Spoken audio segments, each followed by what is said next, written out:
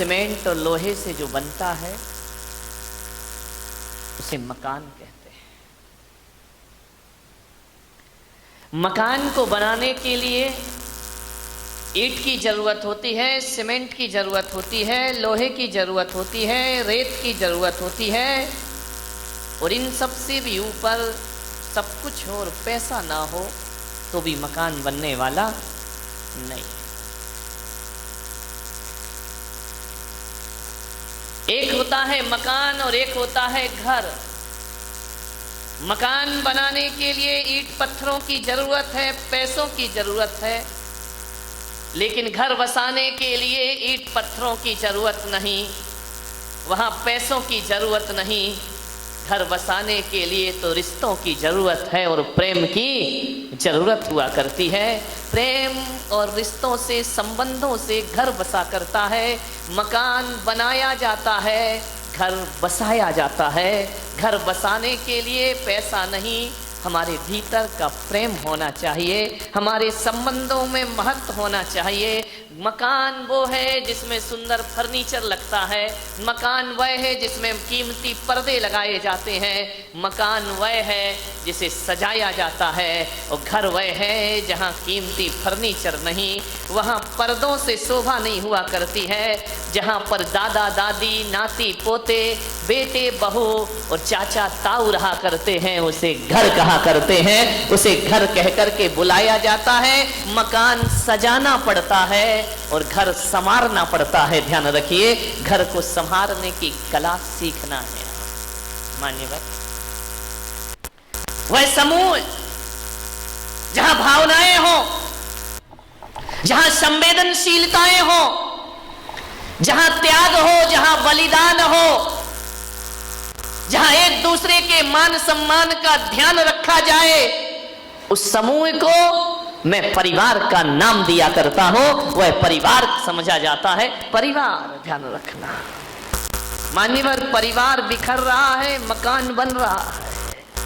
परिवारों को संभालने की कला सीखिए। आखिर दो भाइयों के बीच ऐसा क्या घट जाता है, ऐसी कौन सी बात आ जाती है कि एक भाई दूसरे भाई का दुश्मन बन के खड़ा हो जाता है? ऐसा क्या बात मन में आ जाती है बड़े होते होते कि एक भाई कहता है ये धंधा तेरा है और एक भाई कहता है ये धंधा मेरा? परिवार बट जाता है, धंधे अलग अलग हो जाते हैं, व्यापार बट जाते हैं। मुझे समझ नहीं आता कि एक खून इतना भी बट जाया करता है कि एक दूसरे से बोलना और देखना भी पसंद नहीं। ये हालात है हमारे देश के। भाई भाई में झगड़े हैं, बेटे और पिता की नहीं बनती है, और हम धर्म की बड़ी गहरी गहरी बातें किया करते हैं। मान्यवर, जिस परिवार में दो भाई साथ साथ रहा करते हैं, जिस परिवार में चार भाई साथ साथ रहा करते हैं, जिस परिवार में एक दूसरे के बच्चे ये नहीं बताते कि ये मेरे चाचा का लड़का है, ये मेरे ताऊ का लड़का है, वह परिवार जिसमें दादा दादी भी साथ रहा करते हैं। एक बात ध्यान रखना, धरती का इससे बड़ा स्वर्ग दुनिया में कोई दूसरा नहीं हुआ करता है। और जहाँ भाई भाई से बोलचाल ना हो, जहाँ देवरानी जिठानी एक दूसरे से देखना पसंद ना करें, माँ बाप के रहते रहते दो भाई अलग हो जाएं, तो इससे बड़ा नरक दुनिया में कोई दूसरा नहीं हुआ करता। नरक है वो परिवार जहां रिश्ते आपस में बात नहीं किया करते हैं। कभी कब्रिस्तान को देखा है? देखना किसी शमशान को, कब्रिस्तान को, वहां एक कब्र में एक कब्र दूसरी कब्र से ज्यादा दूर नहीं होती है। कितनी 1 फीट 2 फीट दूर होगी। एक मुर्दा लेटा है, उसके बाजू में दूसरा मुर्दा लेटा है, फिर थोड़ा चलो तीसरा मुर्दा लेटा है। हजारों मुर्दे कब्रिस्तान में लेटे होते हैं, लेकिन कभी एक बात ध्यान रखना, ये कब्रिस्तान में लेटे हुए मुर्दे केवल लेटे रहते हैं, एक दूसरे से बात नहीं किया करते हैं, एक दूसरे से संवाद नहीं किया करते हैं, एक दूसरे की तरफ देखा नहीं करते हैं। तो जिस घर में चार भाई एक दूसरे से बात करने को तैयार ना हो, तो वो घर घर नहीं, मेरी नजरों में कब्रिस्तान हुआ करता है। अरे कब्रिस्तान में तो फिर भी ध्यान रखना, मुर्दा लेटे होते हैं, लेकिन घरों में यदि बोलचाल नहीं है तो आदमी जीती जागती लाश सा जीवन जिया करता है, जिंदगी उसकी मुर्दों की तरह हुआ करती है। बोलचाल नहीं है, एक दूसरे से बात नहीं करते हैं। मेरे देश की संस्कृति ये कलात्मक इमारतें नहीं हैं, कुतुब मीनार, ताजमहल, अजंता एलोरा की गुफाएं, लाल किला, ये मेरे देश की संस्कृति नहीं है मेरे भाई। यदि ये मेरे देश की संस्कृति हो जाएगी तो मेरा देश तो पत्थरों का देश हो जाएगा। लेकिन भारत पत्थरों का देश नहीं, ये संवेदनाओं का देश है, ये दिलों का देश हुआ करता है। हमारी पहचान क्या है? हमारी पहचान है मेरे देश की धरती सोना उगले उगले हीरे मोती। कौन सा सोना उगलती है इस देश की धरती? कौन सा हीरा मोती उगलती है इस देश की धरती? हाँ, इस देश की धरती ने ये कंकड़ पत्थरों के हीरे मोती को महत्व नहीं दिया। मेरे देश की धरती तो ऐसे हीरे उगला करती है, ऐसे मोती उगला करती है, ऐसे जवाहरात इस दुनिया को दिया करती है। जहां एक पिता यदि वचन दे देता है अपनी पत्नी को, तो मेरे देश का हीरा 14 वर्ष को वनवास स्वीकार कर लिया करता है। एक माँ पिता के वचनों को, ये हीरे हैं, ये कंकड़ पत्थर वाले हीरे मोती नहीं है। ध्यान रखना, असली हीरा वो जो पिता के वचनों की खातिर 14 वर्ष का वनवास स्वीकार कर लिया करता है। मान्यवर, दशरथ ने वचन दिए थे रानी कैकेयी को। विचार करिए आप, उसकी जगह आज का बेटा होता तो कहता कि आपने अपनी पत्नी को वचन दिया है, उसे मैं क्यों भोगूं, मैं क्यों वनवास जाऊं, मैं क्यों जंगल जाऊं। आप पत्नी के प्रेम में पत्नी को वचन दे गए और बेटा वनवास जाएगा। और वो भी ध्यान रखना, कितना महान हीरे मोती थे वो, जिन्होंने ये भी नहीं कहा कि कौन सा तुमने हमारी सगी माँ को वचन दिया है, अरे सौतेली माँ को वचन दिया है, उसे निभाने हम क्यों जाएंगे, हम क्यों तुम्हारे नहीं कहा। असली हीरे मोती ये हैं हमारे देश के, ध्यान रखिए। चल दिए राम लक्ष्मण वन की ओर बिना कोई प्रश्न किए। मान्यवर, धन दौलत से परिवार नहीं चलता, भाईचारे से परिवार चला करता है। ध्यान रखिए, भाईचारा होना चाहिए हमारे। देखो, ताली बजाना है ढंग से बजाए, नहीं बजाना तो मत बजाओ। अब बजा भी रहे हो, आलस भी आ रहा है, जरा अच्छी बात लगे, दिल को छुए तो बजाइए, नहीं तो कोई जरूरी नहीं है। ध्यान रखिए मान्यवर, विचार करना है कैसे कैसे भाई हमारे देश में हुए हैं। ये परिवार यदि चलेगा तो भाईचारे से चलेगा, अनुशासन से परिवार नहीं चलता है।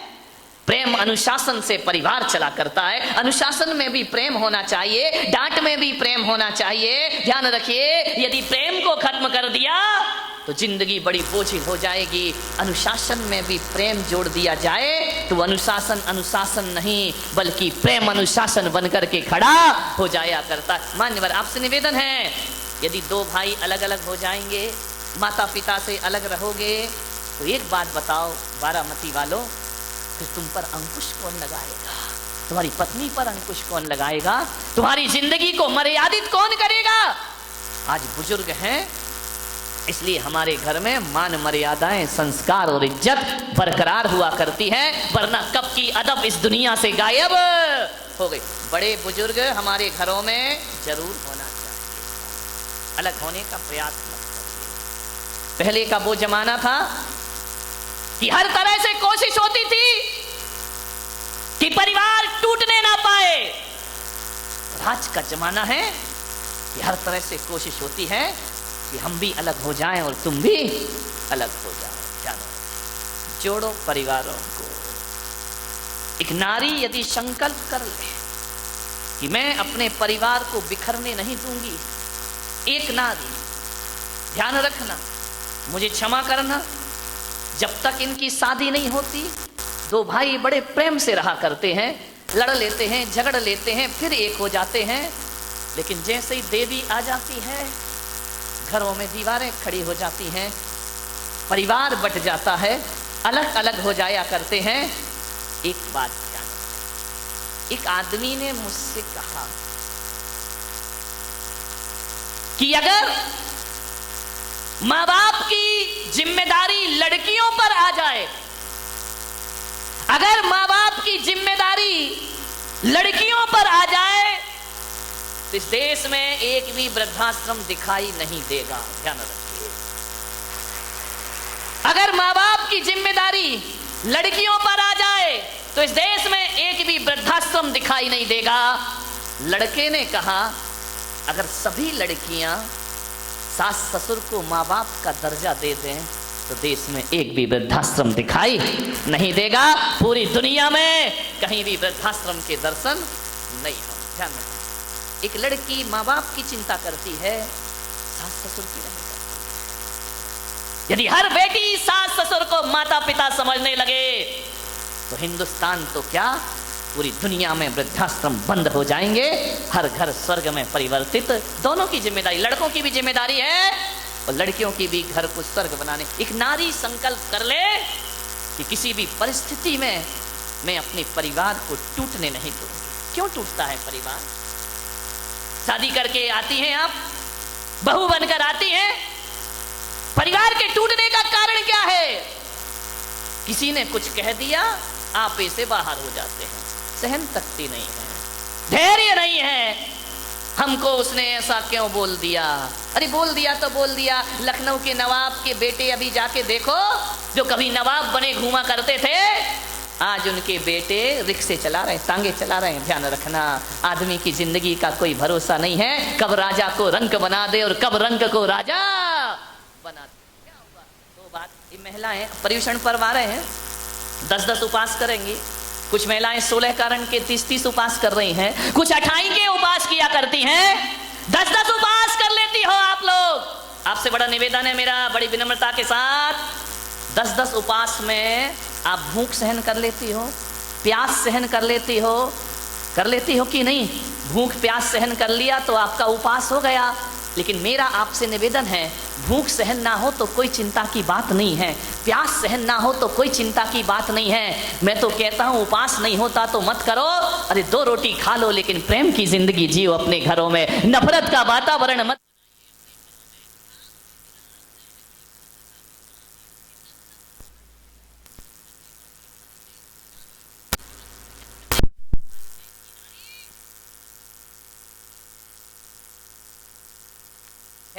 प्यास सहन हो जाती है, लेकिन घर में 2 बात किसी की सहन नहीं हुआ कर। मैं कहूंगा, भूख प्यास सहन करने वाला उपवास हो या ना हो, परिवार में 2 बात सहन कर लो, इससे बड़ी तपस्या दुनिया में कोई दूसरी नहीं होती है। किसी 2 बात सहन कर लो, किसी ने 2 शब्द बोल दिए, सहन कर लो मेरे भाई। यदि सहन कर लिया, इससे बड़ा कोई तपस्या नहीं, इससे बड़ी कोई साधना नहीं है। सबसे बड़ी साधना यही है, सासू ने कुछ कह दिया सहन कर लीजिए, बहू ने कुछ कह दिया सासू सहन कर ले, देवरानी ने कह दिया जिठानी सहन कर ले।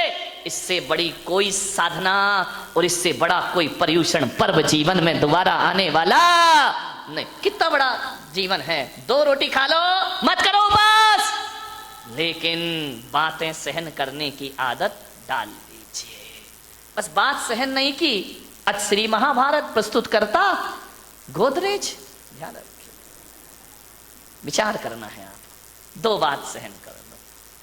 मैं भी तो तुम्हें कितना बोल देता हूं, तुम सहन कर लेते हो। मेरा सहन कर लोगे, परिवार के सदस्यों की भी 2 बात सहन कर लीजिए, जीवन तुम्हारा आनंद में परिवर्तित हो जाएगा। क्या फर्क पड़ता है? 2 भाई आपस में लड़ जाते हैं, काय के लिए लड़ते हैं? दौलत के लिए, मिट्टी की ठीकरों के लिए। लड़ाई तो ऐसी होती है कि हमारे देश में अरबों की लड़ाई हो या ना हो, हम तो लाखों पे लड़ जाते हैं, हजारों पर लड़ जाते हैं। मेरे भाई, मैं आपसे निवेदन करना हो, यदि 2 लाख रुपए के ऊपर झगड़ा हो रहा है, 10 लाख रुपए के ऊपर झगड़ा हो रहा है, 50 लाख रुपए के ऊपर झगड़ा हो रहा है, अरे कोई बात नहीं, लाख टूट जाए तो चिंता मत करना, आदमी के दिल नहीं टूटना चाहिए, परिवार नहीं टूटना चाहिए, रिश्ते नहीं टूटना चाहिए, भावनाएं नहीं टूटना चाहिए। अरे लाख है, आज है, कल खत्म हो जाएंगे, लेकिन परिवार तो हमेशा बनेगा ना। क्या कर लोगे? लाख बचा लिए और रिश्ते टूट गए, क्या फायदा उन लाखों का? लाख